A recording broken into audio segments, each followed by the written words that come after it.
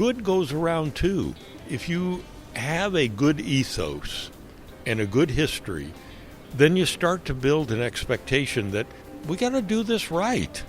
And with the partner, or whether it's our board, or whether it's the cities, I think people understand the increasing importance of connectivity in everybody's life.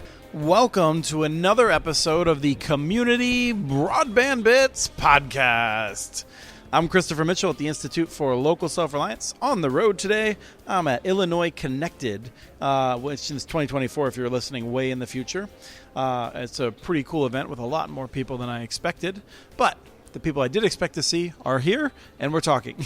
So we have Paul Hixson, who is the co-chair of UC2B, Urbana-Champaign Big Broadband? Yes. Oh, I remembered that. It's been years. Very good. Paul, how did you get into this? I was the CIO of the University of Illinois at the time that Mike Smeltzer, who is the father of UC2B. We'll come to him in a second. And he had just applied for and then got an NTIA grant to build out what was to become the fiber optic infrastructure that supports Champaign-Urbana, Illinois. Wonderful.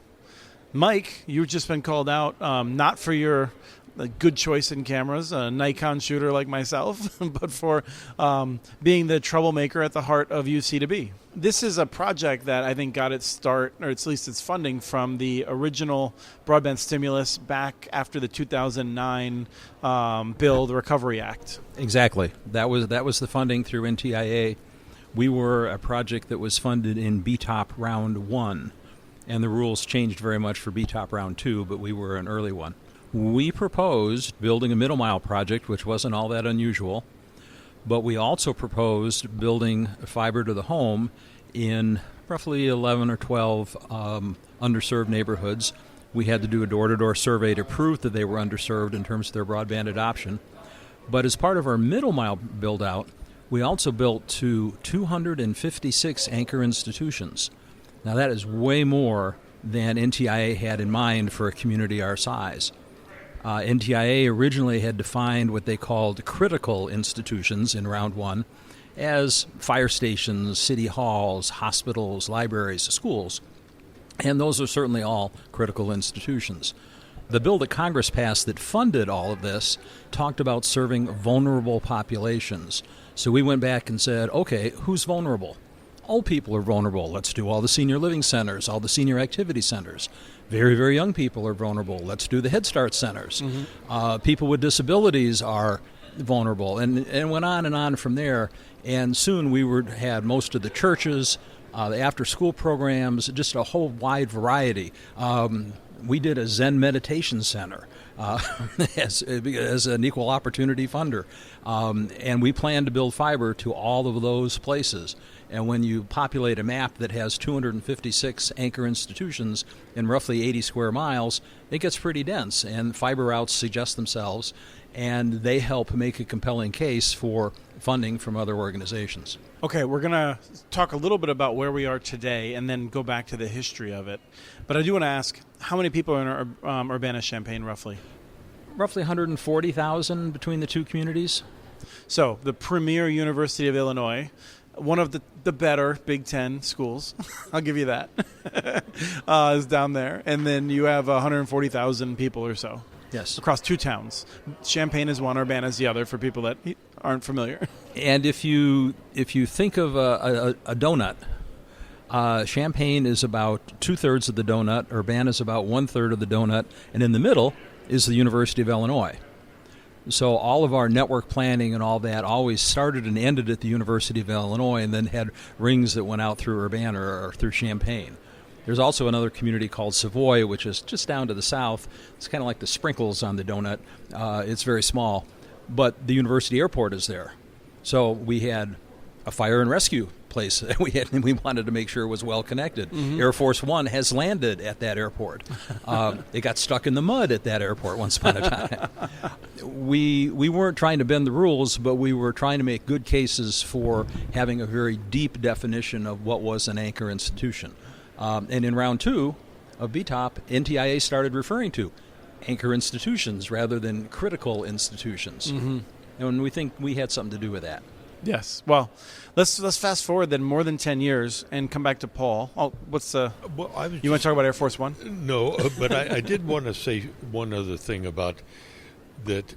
When we were applying, when Mike was applying, and Tracy Smith as the PIs for this grant. The principal investigators? Yes. That's a little academic language, right? Right, sorry.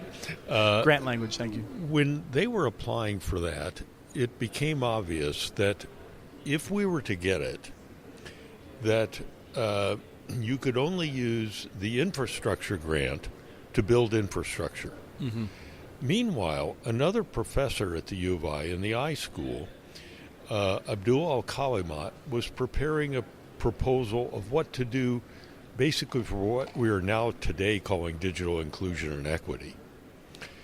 We did not know at that time that a community of the size of Champaign-Urbana would probably not get both an infrastructure and a digital inclusion and equity grant approved. Mm-hmm. So we had an instance in the community where Abdul had gone out and talked to the community and done great intake, finding what needs were and suggesting how we would deliver if his grant was awarded. Then Mike's grant was awarded and Abdul's wasn't. We had an instance in the community where once the community heard that we were going to build the physical infrastructure, the people Abdul who had talked to had different expectations. And that caused us down the road to try to ask ourselves the question, how could we honor the terms of the federal grant but still address those important needs that Abdul had surfaced in our community? Mm-hmm. So we can talk about that later, but I just wanted to set that as part of the context of the beginning of UC2B. Being community-driven is not always convenient. And NTIA kind of had a change of heart halfway through the grant process. In round one, this is back in 2009, they said if you integrate there were actually three categories. There was community broadband labs, and there was sustainable broadband adoption was the other category. And if you had a proposal, if you had three different proposals or two different proposals that integrated together, you'd get extra points and have a higher likelihood of being funded. And yet, I think Los Angeles was the only community that got both sustainable broadband adoption funding and infrastructure funding.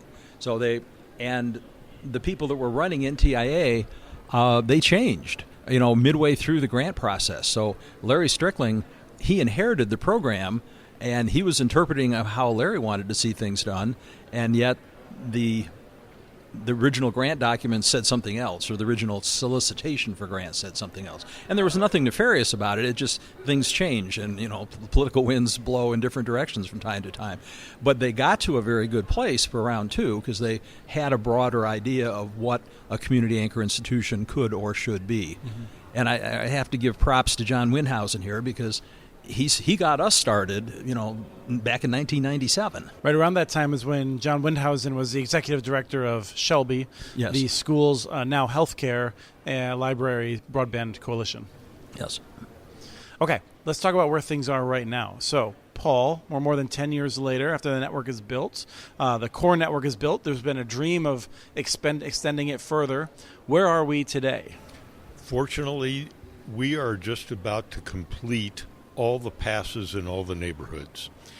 The city manager in Champaign is the supervisor of the IT manager of Champaign, and he's on our board. And she asked him to find an area, a city block in Champaign, where there was a resident that could not sign up for high-speed fiber. And he's a GIS specialist. He spent an afternoon and he couldn't find one city block where there wasn't one provider. Now, that wasn't all UC2B at that point. Mm-hmm.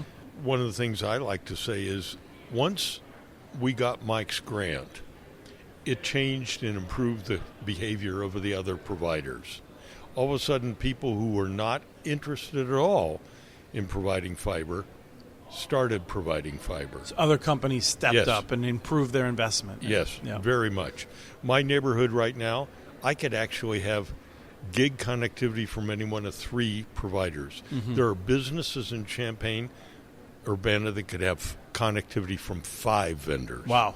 And before we got the UC2B grant, you could not get any. Yeah, and Urbana and Champaign are nice, but you would not see that in absence of the grant that led to this middle mile network and then the last mile network. Right. So today we are completing, and we hope that within the next calendar year, all of the fiber in the UC2B network will be throughout Champaign-Urbana, all neighborhoods.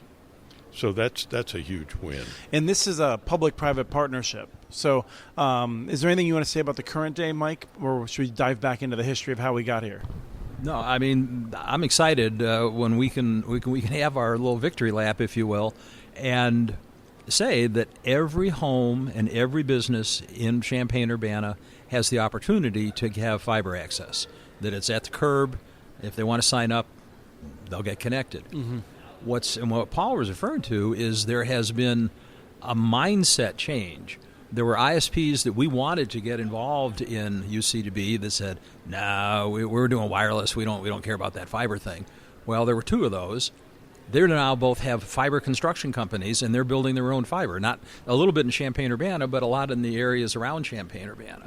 AT&T, we begged them for years to start building fiber in Champaign-Urbana. Nope. Paul's got AT&T fiber hanging on street pole or telephone poles behind his house. I have 2 possible fiber providers in my front yard. You'll never guess which one I chose, but and that's great because competition is a good thing, and it keeps the price reasonable. I think the service level and the prices we have going in Champaign, at least with I3 broadband, are best in the country. That's where we are. We're not quite there yet. Urbana's probably 95% built out, I'd say, and Champaign's somewhere in the mid-80s. But we're coming up on construction season, and they'll probably get it all finished this year. So if we go back to the beginning, this was always envisioned as being a partnership, not just between the university and Urbana and Champaign, but a provider that would be providing physical access. It changed over time. Okay. I recall you, and this could be an invention because sometimes my mind plays weird tricks on me, but I remember you basically saying, we don't think the university should be running an ISP across the community. Well, we had no choice about that because there's a state law that specifically prohibits universities from competing in some sectors with the private sector, and broadband was thought to be one of those. And I think we probably all agree that it would be better if the university didn't get into that. I would just put that out there myself. We had the brain power. We had the experience. I mean, the team, I was the director of networking at the time we were doing this. And, the team we have about 20,000 access points on campus and 10,000 video cameras and God knows. That's a good point. I'm glad you're putting me in my place. No. I'm just saying that the expertise to do it was solely within the university. And we leveraged all that. Well, and we had a billing system that could have handled it as well. That's the hardest part of the network. You have to understand a little bit of the culture of Champaign-Urbana. We don't collect garbage. We don't provide water. We don't directly provide sanitary sewer service. The cities are in no businesses other than streets and police and firemen. That's it. The cities don't have any reason to bill people. The taxes get billed by the county. So my vision was that at one point, once we got something built and working, that we'd figure out how to run it on an ad hoc basis for a little while, but then hopefully either Champaign or Urbana would step up and say, okay, we'll assign a couple of people to manage this and we'll just run it. That almost happened, and then there was a change of leadership at one of the cities, and we got the message loud and clear, you guys need to go look for a private partner. And we did. And we looked long and hard, and we talked to some people that we felt like we needed to take showers after we talked to them. And we talked to some people that, we kind of liked. I'm not going to name any names here, but nonetheless, we ended up with folks out of the Pekin area that were an offshoot of Family Video. It was a family-owned business. They looked 20 years ahead and said, all right, people aren't going to be renting video discs for the future.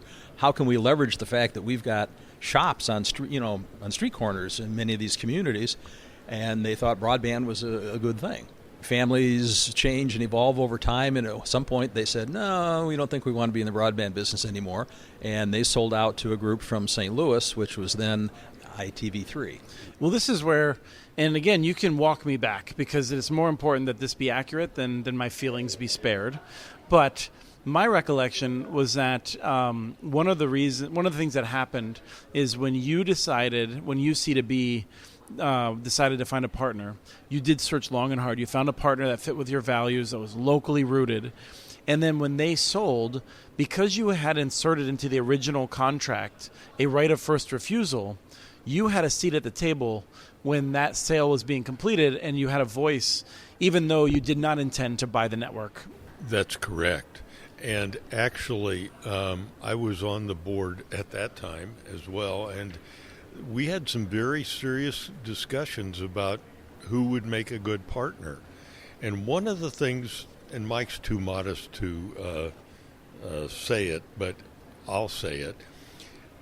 Remember, I began at the beginning parts of this interview to talk about how Abdul had surveyed the community about the needs for what we should be doing in the area of digital inclusion and equity. Well, knowing that we couldn't spend Mike's grant in that way, if we were going to have to get a private partner and we were going to have to basically cede over to that partner the IRUs for the use of our fiber, we wanted to get something in return. And Mike suggested that they contribute money toward a community benefit fund. Mm-hmm. And we accumulated that, and it got to a fairly sizable amount. And one day we had a board meeting, and it's the only time I ever was late or missed a board meeting. And our chair at that time, Charlie Smythe, said, well, Paul will be the chair of the Community Benefit Fund. And so I had to pick up on what Abdul had started several years before and go back out and ask the people of the community, the underserved, what do you need? And explain that we are not what Abdul had promised you, but we can do some things together.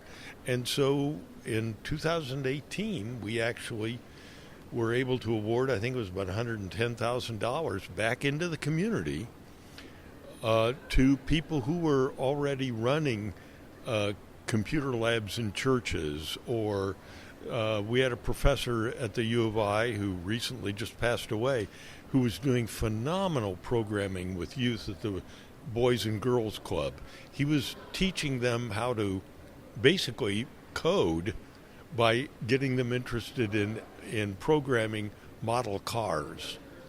And so we had some great things going.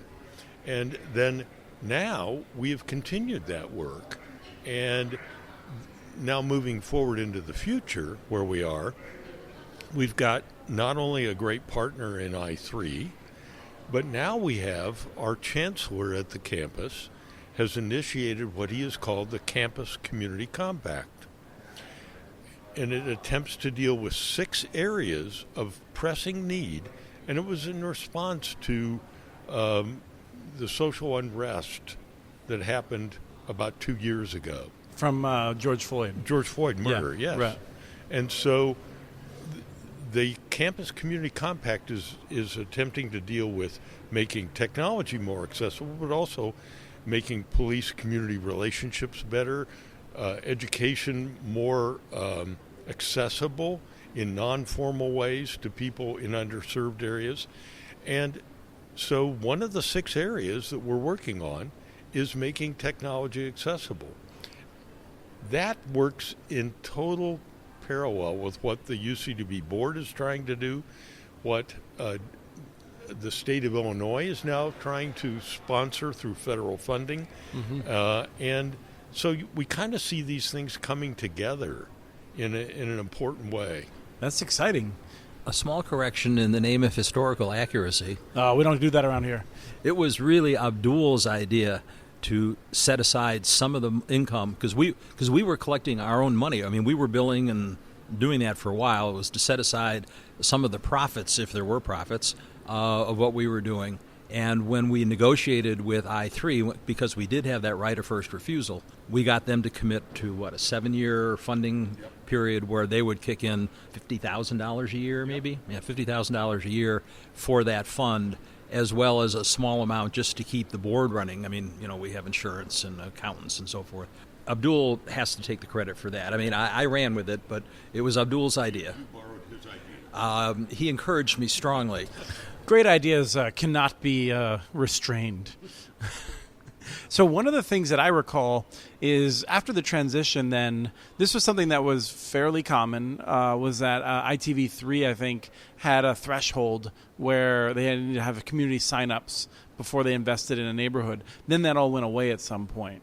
How did that work out? Or am I just... No, they did. And we had done that back in the grant period. We had got people, 500 people had already signed up and committed, I think, a minimum of $200 or $300, some people as much as $500 towards that would be applied to their early bills, but nonetheless committing that they wanted the network and they wanted fiber because we wanted data to see where the interest was. Right. I don't know that anyone from I3 will admit to it, but their whole you got to have 30% was really just helping them spend their capital wisely. They never stopped building. If they had available equipment and they had available people, they went and built the next neighborhood on the list, whether it was 32% or 26% or 20%, because in reality, if they had 15% maybe pre-sign up, that was a pretty good sign that they were going to do okay. And at the time, they were the only game in town, so they didn't. They said that and they encouraged people. And they had to prioritize somehow, and you might as well let people walk with their, vote with their checkbook, so to speak. They never denied anybody just because they were in a low neighborhood. They just got done later.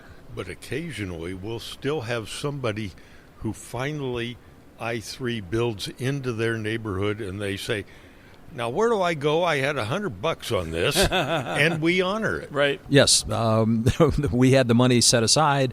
I3 is administering it, and they have a whole process for dealing with that. I like to go back to those things because I think it's important to note that when those things happen, sometimes people that are paid to sling mud will say, "Oh, well, this isn't really going to serve everyone," but here we are. All the neighborhoods are being connected. Yes, and I live in a very nice neighborhood. And I was one of the last neighborhoods that I3 built to in Champaign. They're not done, but they have some equally nice neighborhoods they haven't built to. They have some middle income and lower income neighborhoods they haven't built to, but they didn't just go after the money first, which is I kind of expected them to, because that helps fuel for future growth. But they took a very broad approach to it, and they paid attention to those percentages. And now we're at a point where we don't care because everyone's got it, or just about everyone's got it. And just to show what a stand-up partner we have, we recently had the first major outage, and it was not their fault. Somebody that they contracted with cut their fiber. And the system was down for 18 hours. Wow. Yeah. And guess what they did? Unsolicitedly, they gave everybody who lost service a $10 credit on their month's bill. That's a great credit. And it was noticed, appropriately so, right. But good goes around too.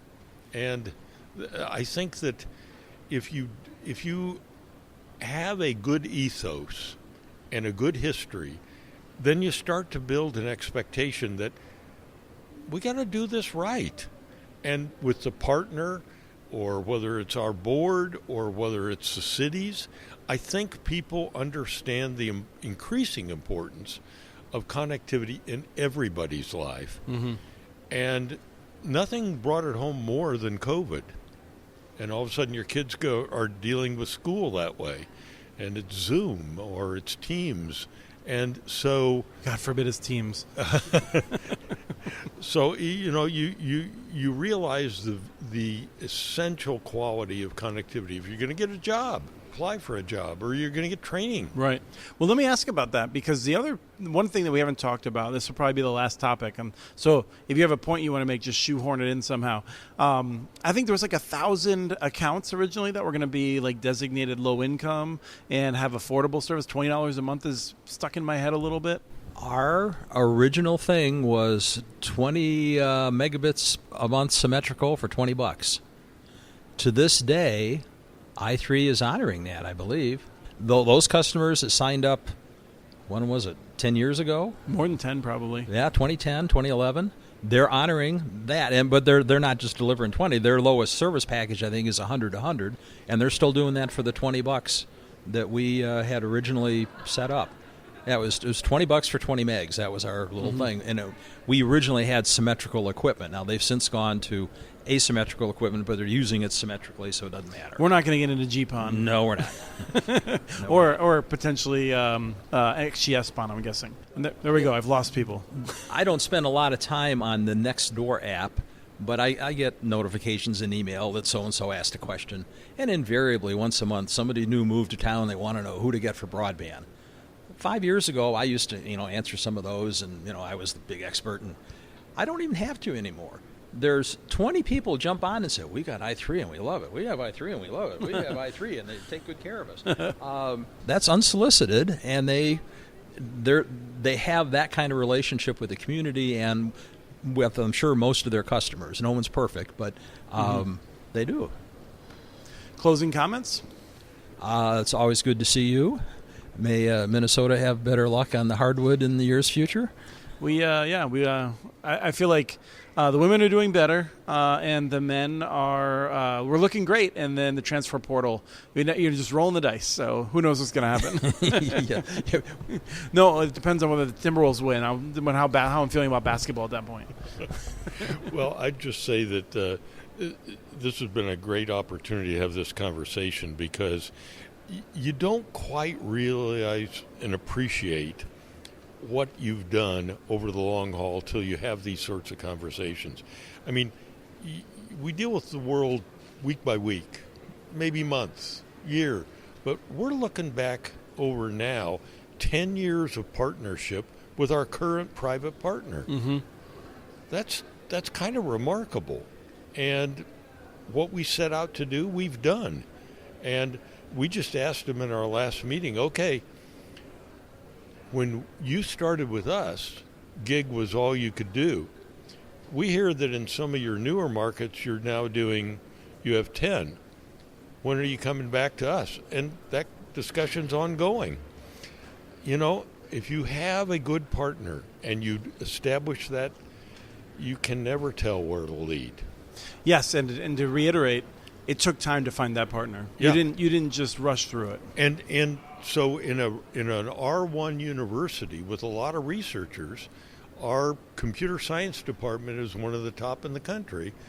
Actually, 10 gig connectivity could be a recruitment tool for faculty. Right. So we look at this both for the people who are needing the very cutting edge and those who are underserved and need it equally because they are underserved. We took a lot of grief during the planning process when we were planning our fiber rings that we were expanding them so far outside of the perimeters of the city. And I'd say, someday that's going to be an important place to be. And sure enough, way out in southwest Champaign, there was nothing but farmers' fields. We ran fiber right through the middle of 80 acres of farms and right through the other. There's now a multi-$100-million medical complex out there on that corner. And from the very first day, the very first construction truck showed up, there was internet waiting for him to plug into. And that whole medical community, you still have to drive for 10 minutes to get to it, and you go buy some corn to get there. But it's there. It's the interstate's right there. It'll all get developed eventually. But it's an economic development engine. And even city council people that didn't understand fiber, they didn't understand digital equity, there was just lots of, they didn't understand how to use their phone, but they understood economic development. all the people in here, they're doing digital equity, and those are all important things. The people who hold the purse strings, they're going to understand economic development and workforce development, and fiber enables all that. Excellent. Well, thank you so much, both of you. Thank you. Thanks much. We have transcripts for this and other podcasts available at communitynets.org/broadbandbits. Email us at podcast@muninetworks.org with your ideas for the show. Follow Chris on Twitter. His handle is @CommunityNets. Follow communitynets.org stories on Twitter.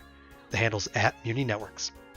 Subscribe to this and other podcasts from ILSR, including Building Local Power, Local Energy Rules, and the Composting for Community podcast. You can access them anywhere you get your podcasts. You can catch the latest important research from all of our initiatives if you subscribe to our monthly newsletter at ilsr.org. While you're there, please take a moment to donate. Your support in any amount keeps us going. Thank you to Arnie Huseby for the song Warm Duck Shuffle, licensed through Creative Commons.